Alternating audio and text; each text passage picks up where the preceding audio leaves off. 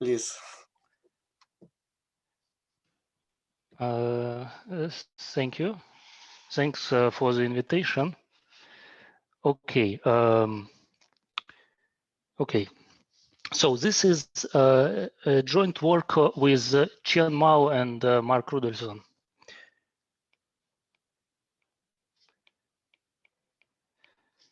So since I have only 40 minutes, I will mostly draw pictures. I don't think that I will have time to talk about any serious math, but in case I will have a few minutes left, I will discuss one lemma, specification lemma, which is a key element in the proof. So first, the setup. Okay, this is work with Cheng Mao and Mark Rudelson.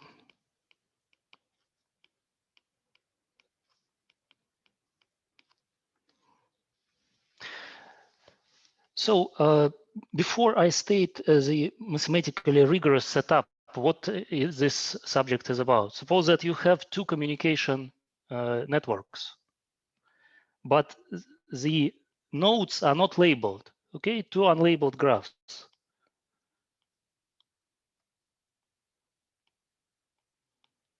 And you know that these graphs must be somewhat similar.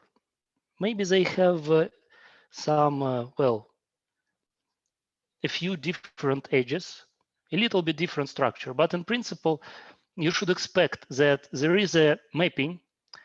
Actually, let's assume that the number of vertices is the same, okay? So we can, we assume that there should exist a mapping of vertex set of one network onto the other bijective, so that the edges almost match. So we'll have very few, very little discrepancy. So as an example, so if we have social networks, two social networks, and there is the same group of people, but they're using different different usernames. So we can assume that the structure, the neighborhoods are approximately the same. But well, because the names of people are different, maybe different, we don't have a direct way to match the vertex set. Okay, so in this case, we will try to find a permutation of vertices so that the matching is the best. Now, this is the formal way of saying this. So there is this problem which is called quadratic assignment problem. Okay, quadratic assignment problem.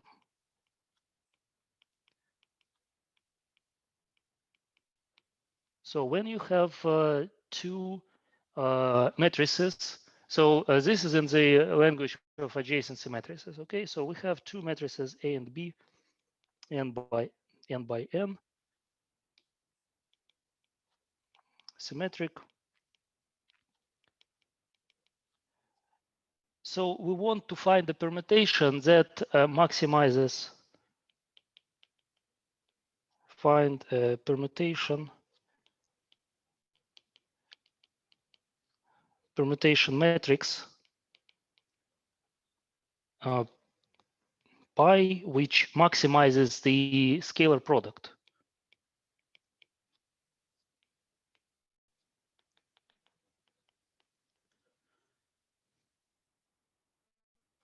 So we have this scalar product.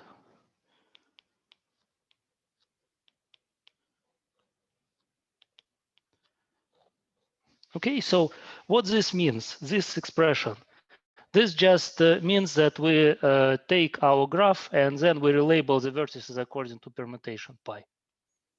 Okay, leaving the structure. And this scalar product here is just entry-wise. The usual entry-wise, you just use the matrices as vectors in Rn squared. Okay, so this is the deterministic problem, and it is not very tractable, even in case when you know that the graphs are isomorphic. So you know that there should exist a permutation which matches the adjacency matrices perfectly. Okay, so even if we know that A is equal to pi b pi transposed for some permutation. For some permutation pi, there is no known. Doesn't mean that it doesn't exist, but there is no known polynomial time algorithm to find such a permutation.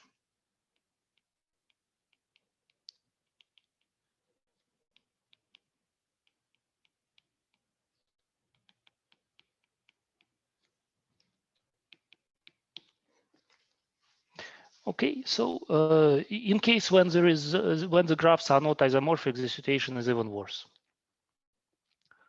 So it's known that in some setting the problem is NP hard. So basically, it is almost certainly no polynomial time algorithm. Okay, so but this is the deterministic setup of the problem. So what about average case analysis? Average case analysis often is well gives much more optimistic results. Okay, average case analysis. So in this setup, we assume that the graphs and the adjacency matrices are random. So we pick the simplest model available, Erdos-Renyi graphs. So now I'm going to discuss the problem rigorously. So how we can formulate it. So we have a parent graph G0, which is, so let me just make sure I use the right parameters. So which is GNP1 minus alpha, Erdos-Renyi graph.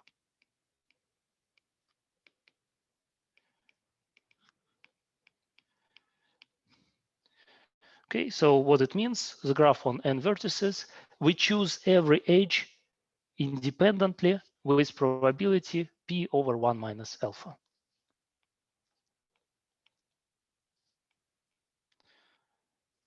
So every edge chosen independently with probability p over 1 minus alpha. And here p is some parameter between 0 and, okay, for now it's between 0 and 1. And alpha is also some parameter. It will work as a measure of correlation between graphs. So, okay, so this is what we call G0 will be parent graph.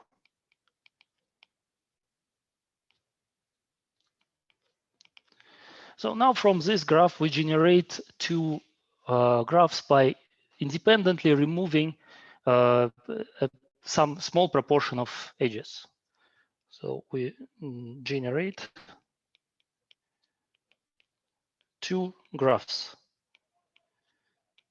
from G0. So we will denote them by G and G prime. So how we generate them? So we just remove every edge from G0 with independently with probability alpha.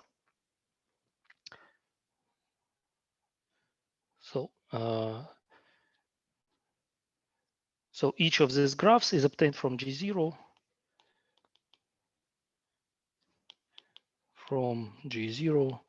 by removing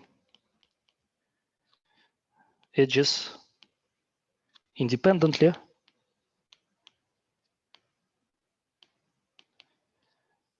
with probability alpha.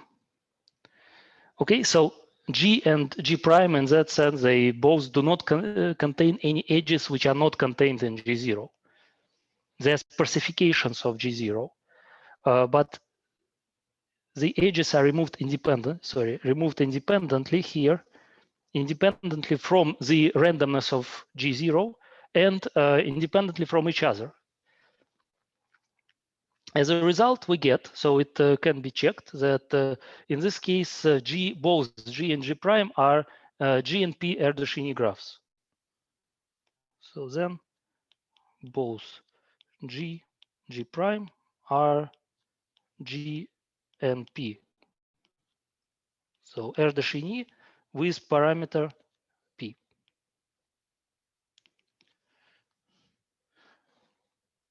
And these graphs are correlated. We can say that they are 1 minus alpha correlated. And what this means is that probability that ij is an edge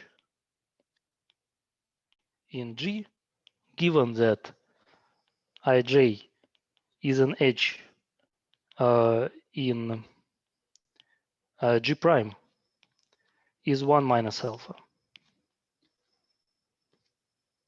And of course, if we swap G and G prime, it is the same. The distribution is symmetric, the distribution of the pair of graphs. Okay, so this is the model. So G and G prime model correlated networks. Okay.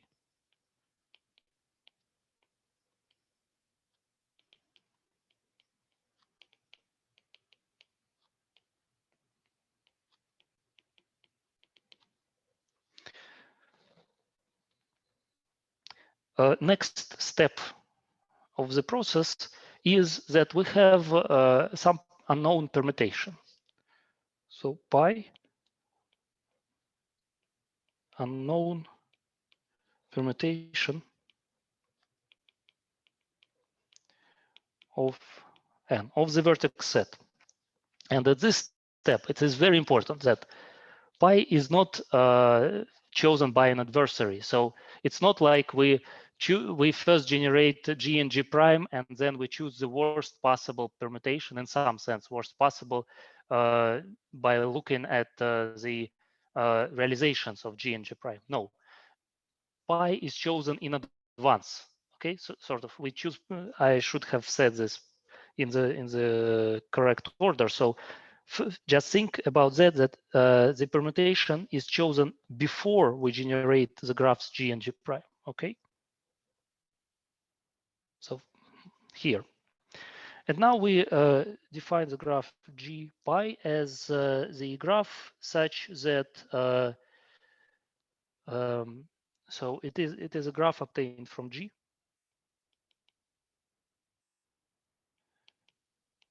Obtained from G, and it is just the vertex permutation of G. So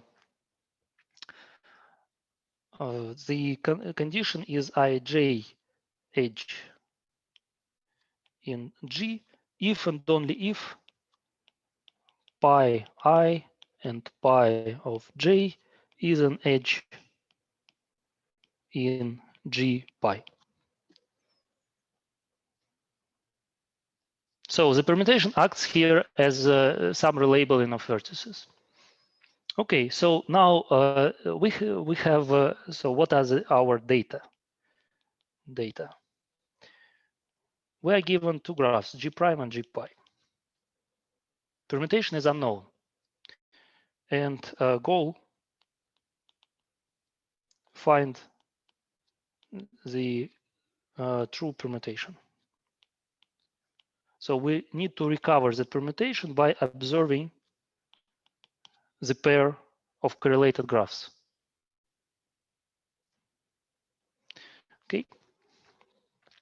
So formally, how we can describe this even more formally? So we need to construct a function. So need to construct a function f, which acts from, say, if we represent the graphs by the adjacency matrices. We take the pair of adjacency matrices as the input, and we need to generate the element of the permutation group as the output.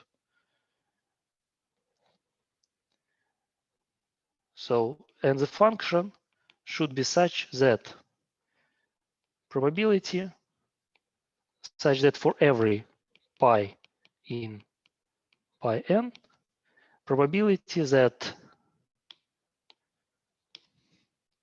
f of g prime g pi equals pi is equal to 1 minus little of 1. Okay, so we want to recover the correct permutation with probability that goes to 1 as n goes to infinity. The number of vertices grows to infinity. So implicitly here, we're of course considering a sequence of functions indexed by the dimension. Okay, so maybe I should stop here for a few seconds in case anyone has questions about the setup.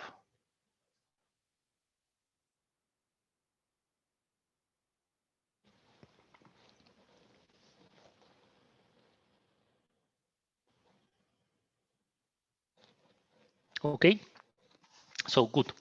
Now, what is known? Of course, we can do something only if we assume some reasonable things about the parameters p and alpha. So the first thing is what can be called information theoretic threshold for exact recovery. So there is a result from 2016. So results.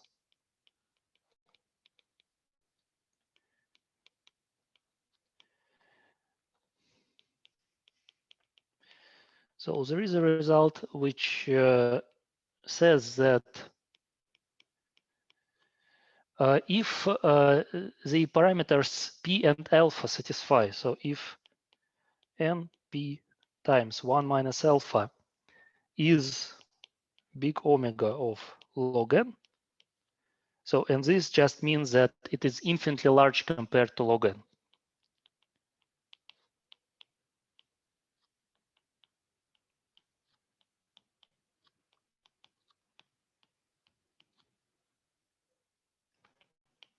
Then such function f exists.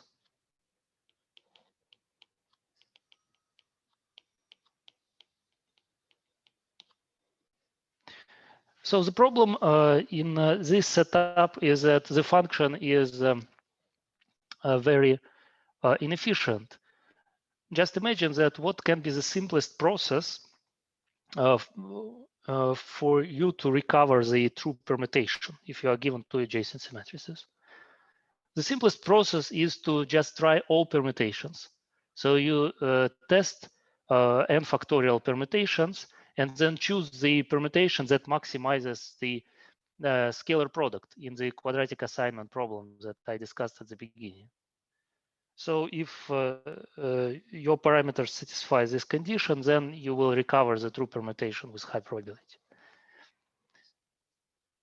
So the problem is that this approach is computationally very inefficient. So this result, it just tells that such a function exists, but it does not tell whether an efficient function exists.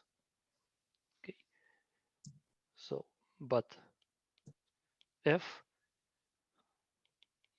or I should say, may be not computable in polynomial time.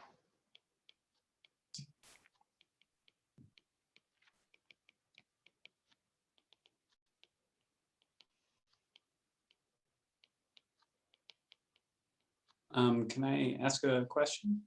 Yes, of course.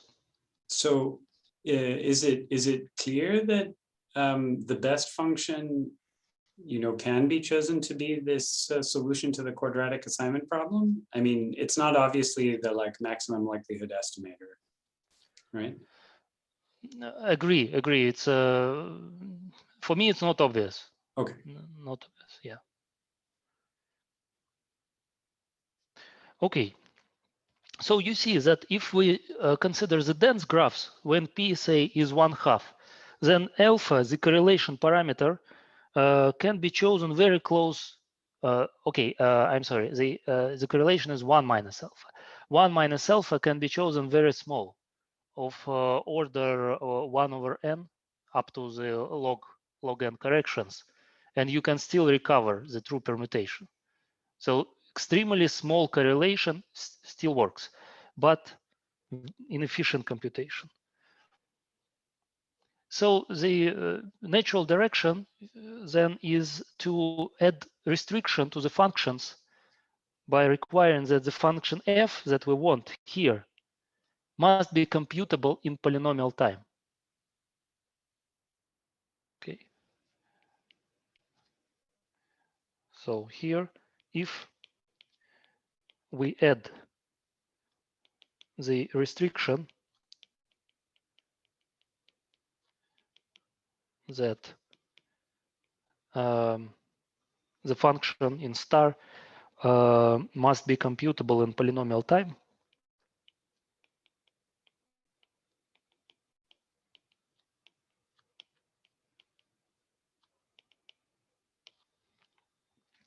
so much less is known.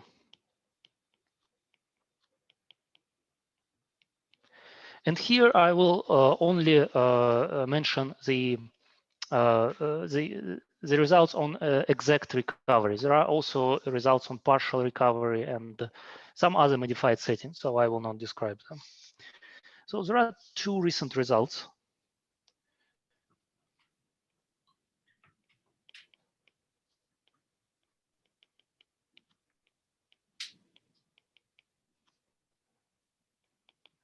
About 1 or 2 years old.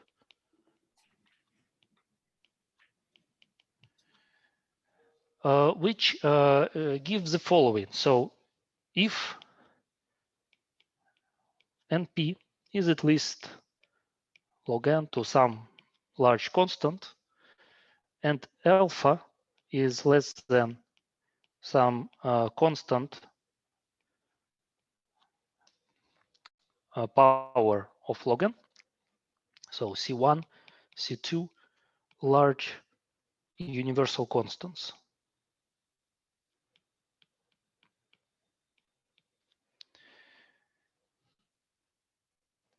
So then the polynomially computable function that gives you exact matching with high probability exists.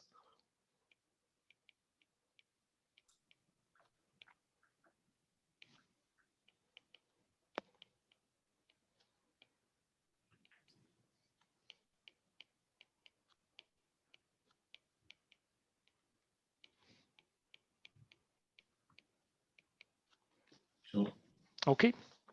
I'm sorry, can you explain how this polynomial computability is related to randomness?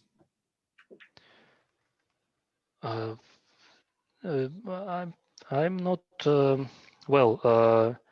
So here you see we don't require the matching to be recovered deterministically. We require it to be recovered only with high probability. So this is how the randomness enters. So we can say that for typical realizations of G prime and G pi, we can recover. But for some realizations, the same function may fail. But somehow the degree of this polynomial will be sort of bounded with probability tending to 1? Yes, absolutely. Yes, there is no randomness in the computational complexity. Computational complexity of this function is n to the c for some universal constant. Yeah. Okay, say n to the 10, for example. So yeah, this was the point of my question. Yeah, thank you. Mm-hmm. Okay. So now I will state the conjecture.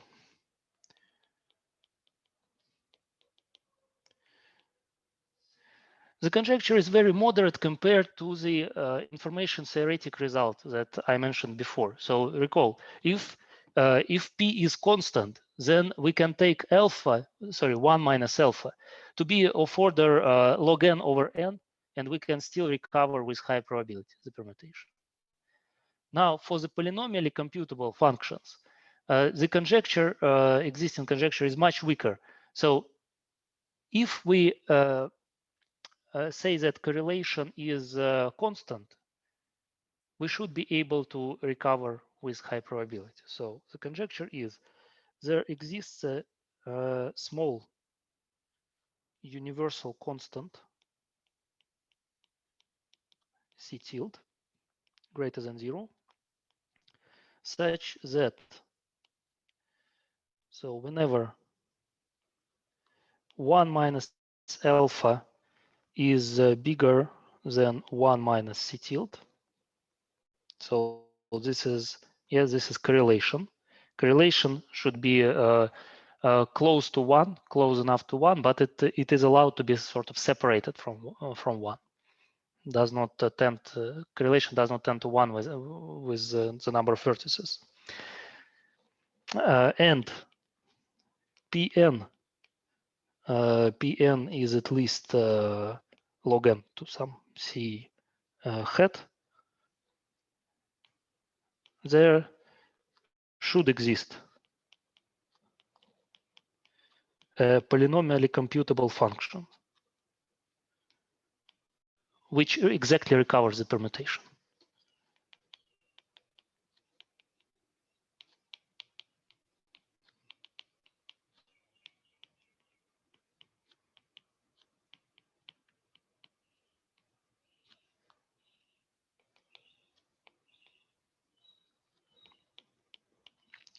So this is the conjecture. And there is still some work in progress, so I can't really discuss too much at this moment. I can only say that the conjecture is most likely true. But so the sort of intermediate result that we now have is that we can improve this condition here in the previous results by taking, instead of alpha being negative power of log, we can take alpha to be negative power of double log. So we just yes add make 1 minus alpha much smaller, allow 1 minus alpha to be much smaller. So this is our theorem. So if we still have the same restriction, I can even write explicit constants, although we did not try to optimize them. Let me see.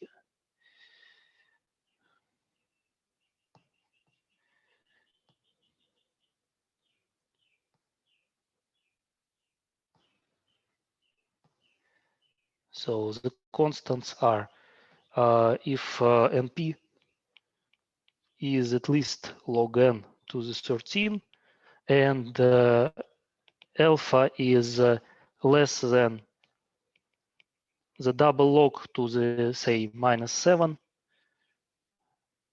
then yes, then there exists a polynomially computable function that recovers permutation with a high probability.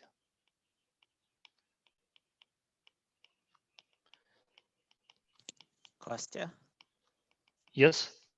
Do you think the conjecture should be true with C hat equal to 1, or you probably need more than 1? Oh yeah, absolutely. Right. So once you pass the connectivity threshold, it should be true. Yeah. Well, but you see, there is some. I probably should say 1 plus epsilon. Okay, before, 1 plus epsilon. Yeah. Yeah. Of course, below. Yeah. Thanks. Very nice point. So here, if we of course cannot hope C hat to be smaller than 1 because if we have isolated vertices in the graph, we cannot hope to get exact recovery. Although, of course, we can still hope to get nice partial recovery in this setting. Okay, so there exists polynomially computable function recovering pi with high probability.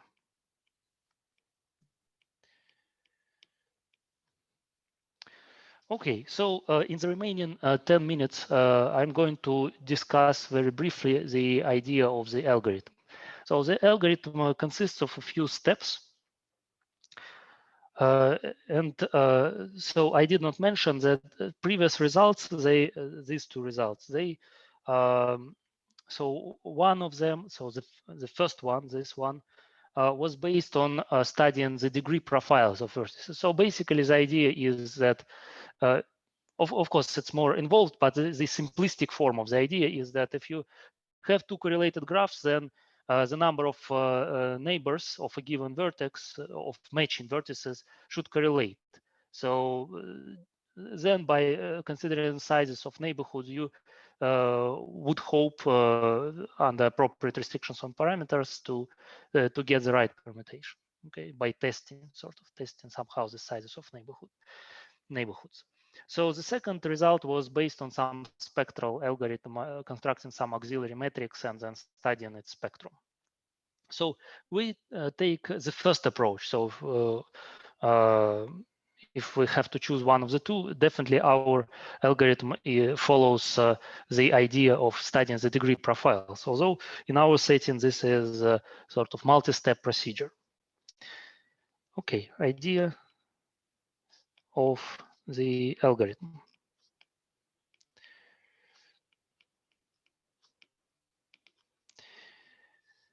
So we have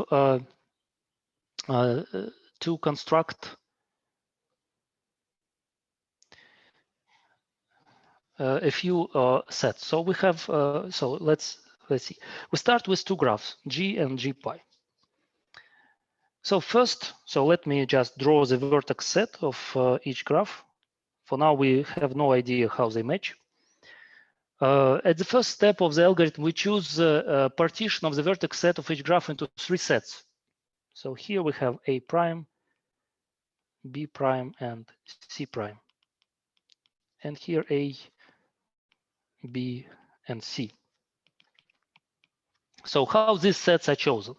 The set A is the largest. So A is uniform random subset of size, say of size n minus n over poly log of n. So there is some constant power of double log that we have to choose. So this is not important here. And B and C each uniform random subsets of size, say I should write 1/2 n over the same polylog. Okay, so we need to choose the sizes so that the union is exactly n. The sets are disjoint. Yes, I have emphasized here. So this is the disjoint construction. And for the graph G prime, the same thing. We choose these sets independently. The randomness of A, B, C, and A prime, etc., is independent from the randomness of the graphs G prime and G pi, and independent from each other. Okay, so we have this picture now. So we have the huge set A, and then two equal, relatively small sets B and C. Sorry.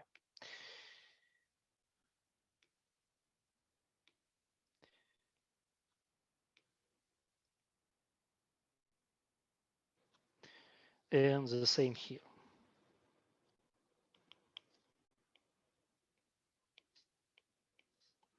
So now, so the point is now we split each of the sets A and A prime into poly double log subsets according to the degrees of the vertices. So this was step one. Now step two, split A prime according to, I will write restricted, or sorry, let me write it better, according to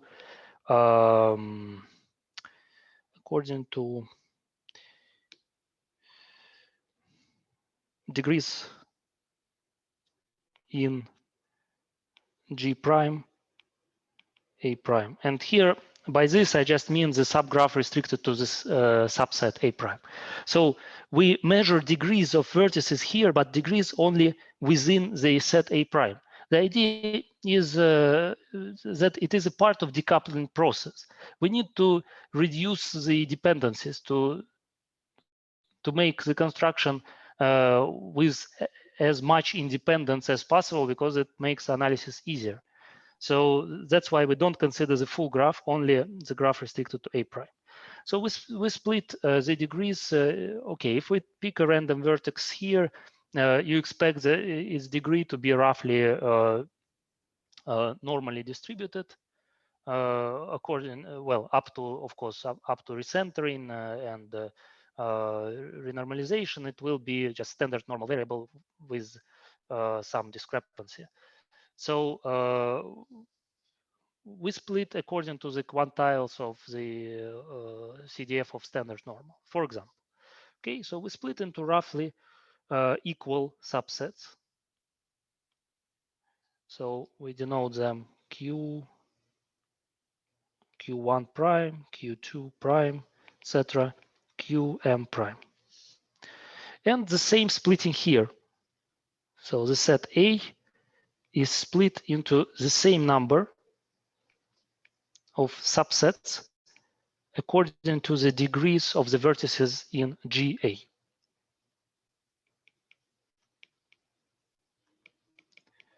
The same for G of restricted to A, G pi restricted to A. So this is a preparation step.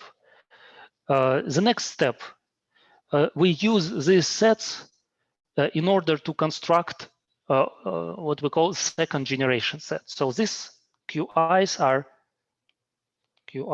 are first generation sets.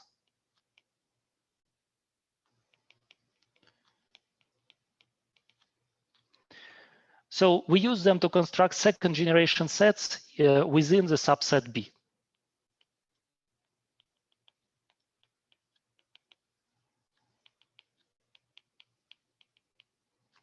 To construct second generation sets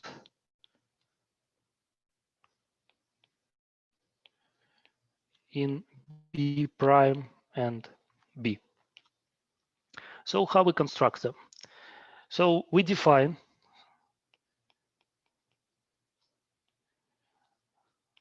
RS prime to be the set of all, let me just make sure that I'm writing.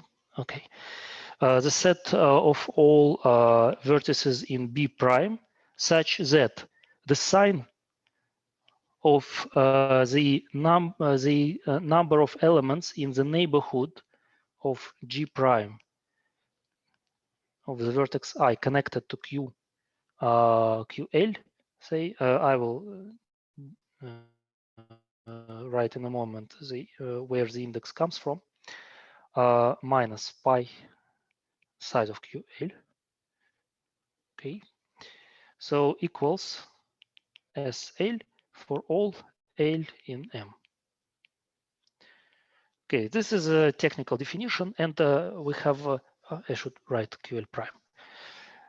And we have a similar definition for the graph G pi. So what this says? So these guys are auxiliary sets which are indexed over, so sets indexed over -1, 1 to the M. So S here, the index, is actually a vector, a binary vector on the cube. And this corresponds to the size of the number of elements connected to this vertex I within QL. Okay, so we have M sets. Here you see we have M sets. For each set, we check how many vertices within each QL prime are connected to the set I. If it is more than average, we set 1 because the sign is positive. If it is less than average, it is -1.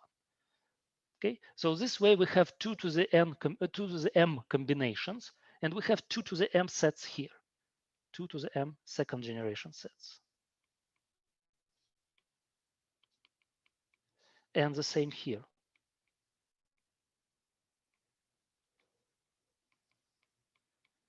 So in the final step, so I have probably just 1 minute left. So the final step of the algorithm is to so this was step 3, and step 4 will be to construct what we call the vertex signature. So construct vertex signatures